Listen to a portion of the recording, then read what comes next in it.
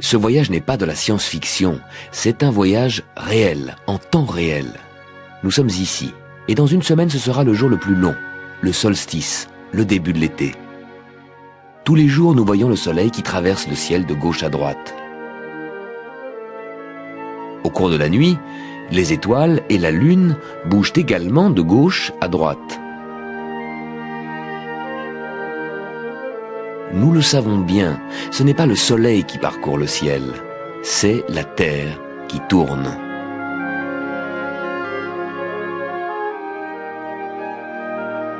Ce grand mouvement de gauche à droite, c'est une illusion causée par la rotation de la Terre qui tourne dans l'autre sens.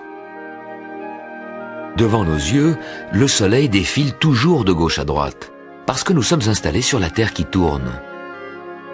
De plus, il monte et descend par rapport à l'horizon, parce que l'axe de la Terre est incliné. En regardant la Terre de l'espace, nous pouvons faire le lien entre ce que nous savons et ce que tous les jours nous voyons. Si le soleil se lève à l'est, c'est parce que la Terre tourne vers l'est. Le lever du soleil, en fait, c'est la Terre qui bascule vers là où le soleil nous attend.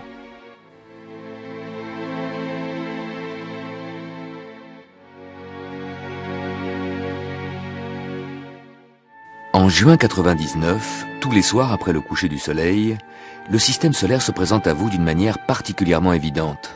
4 astres alignés. Le soleil que vous devinez juste en dessous de l'horizon, vers la gauche un peu plus haut, Vénus, plus loin à gauche, la Lune, et encore plus loin à gauche, toujours dans le même alignement, Mars. Si la Terre était transparente, on pourrait voir sous l'horizon, à droite du soleil, un 5e astre, Mercure. Ces planètes, la Lune et la Terre, apparaissent bien alignées parce qu'elles sont toutes situées dans le même plan. Nous le voyons en regardant depuis l'espace.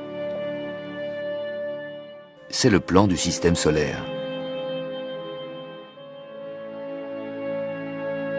Au-delà des planètes du système solaire, nous voyons les étoiles infiniment plus éloignées.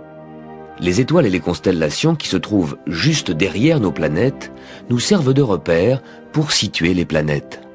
Cette toile de fond imaginaire, sur laquelle s'inscrivent les constellations, c'est le zodiaque. Mars se trouve devant la constellation du Lion, la Lune à côté de la constellation du Cancer, et Vénus devant la constellation des Gémeaux.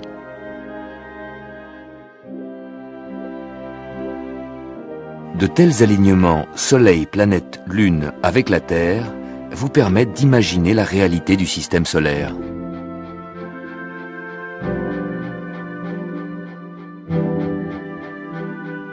Nous voyons tous les jours le soleil traverser le ciel, mais en réalité, c'est la Terre qui tourne.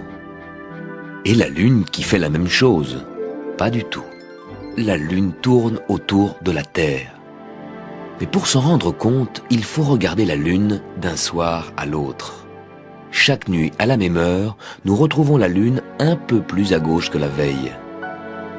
Parfois, la Lune, d'un soir à l'autre, semble s'éloigner de Vénus, à droite, et se rapprocher de Mars, à gauche. Ce glissement nous montre le vrai mouvement de la Lune qui tourne autour de la Terre en 4 semaines. À la nouvelle Lune, Terre, Lune, Soleil sont alignés. 2 jours après, la Lune passe devant Vénus. Vue de la Terre, on voit la Lune sous Vénus. Puis la Lune continue son périple et apparaît à mi-chemin entre Vénus et Mars. Le jour suivant, elle est ici, vue de la Terre à 2 largeurs de main plus à gauche que la veille. Puis la Lune apparaît là. Et 3 jours plus tard, elle passera devant Mars. Entre-temps, le petit croissant se sera élargi en demi-lune. La Lune met 7 jours pour glisser de Vénus à Mars. Pendant ce temps, la Terre va tourner 7 fois sur son axe. Regardez. La Terre fait un tour, et le lendemain, nous retrouvons la Lune un peu plus à gauche.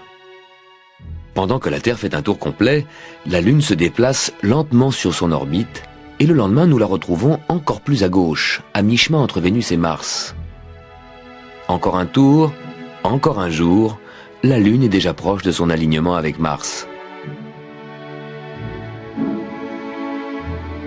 Imaginez une ligne qui relie Vénus et Mars.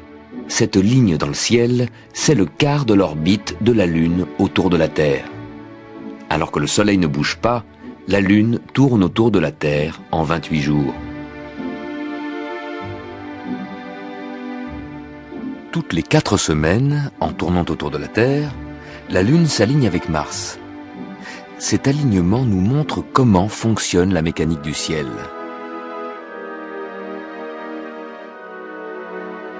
Un mois plus tard, quand la Lune croisera de nouveau la ligne Terre-Mars, elle sera au-dessus de Mars. 2 mois plus tard, un peu plus décalée. Puis 2 mois plus tard, elle passera encore plus haut. Puis la Lune redescendra et quelques mois plus tard, elle passera de nouveau en dessous de Mars. Pourquoi la Lune, par rapport à Mars, monte et descend comme un ascenseur ? Vu de l'espace, nous pouvons voir que l'orbite de la Lune est légèrement inclinée. La Lune accompagne la Terre en tournant autour d'elle. Si la Lune, au moment de la conjonction, est près du plan des planètes, la conjonction sera serrée.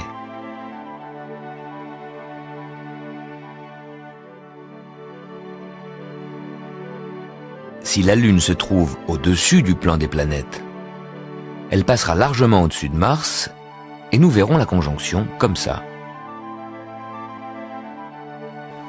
Le soir du 12 décembre 1999, c'est l'alignement parfait. La Lune passe exactement devant Mars. Une occultation de Mars visible en Europe. Un événement rare.